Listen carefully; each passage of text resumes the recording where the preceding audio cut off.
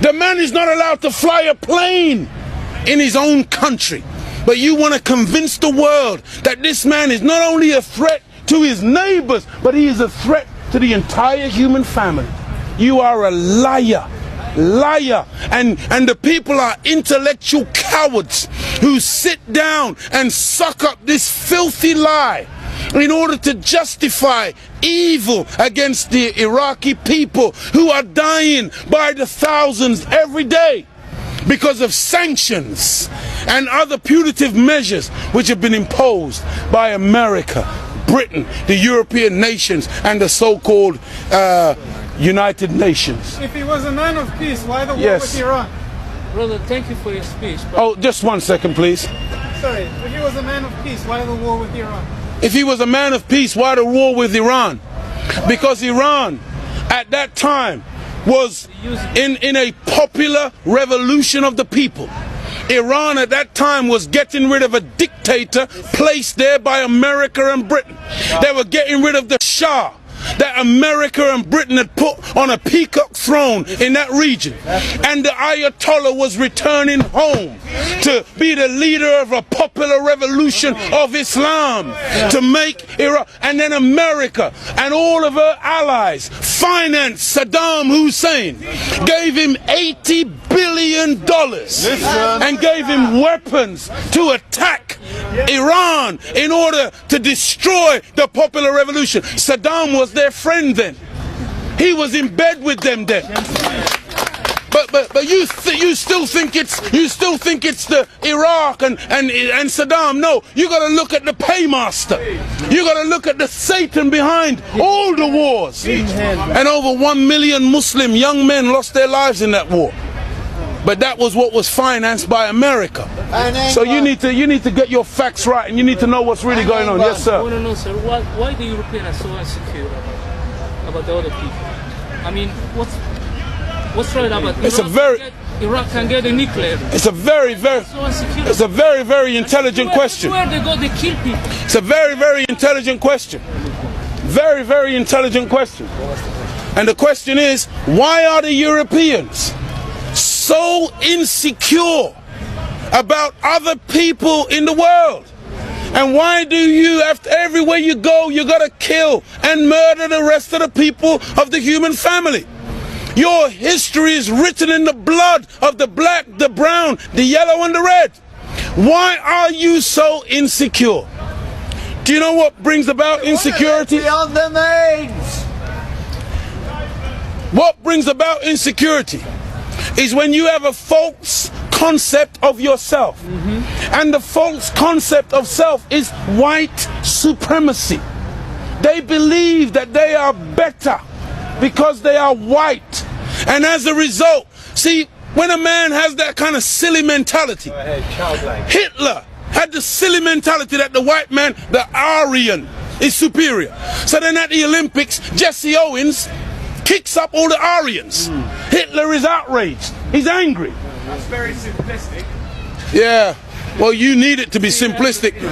You need it to be extra simplistic. You see, they can't even take the reality. I know they can't handle. You know, look. When you take a brick, and you hurl the brick among a pack of dogs, only the dog who gets hit yelps. Think about it. You hear a lot of barking. A dog just got hit by a brick. No teeth. It's very simplistic because it's not complicated. The white man pushing white supremacy. That's why they would cut off our penis when they would lynch us. Penis envy. They're afraid of the black man because of our potency, because of our manliness. Because when you look at the black man, he's a real man. He's strong. So then they would have us as mandingos, fighting one another. That's why even today, they want to be the heavyweight champion of the world. They can't find a white man to do it. So they tried to turn a black man, Frank Bruno, into a white man. They called him the Great White Hope. They're desperate. They deny us. I'm talking about the insecurity. We're not allowed to play golf. Why are we not allowed to play golf? Because we are inferior. We can't play the game. But let one black man into golf. Then all of a sudden there's a tiger in the woods. And he doesn't just play golf, he becomes the master. We're not allowed to play tennis. Let black people into tennis. We go straight to Wimbledon and win it in 1935. A black woman. Now, Venus and Serena, they run out of opponents. They have to play each other. The white people cannot compete on an even playing field. They let us into athletics.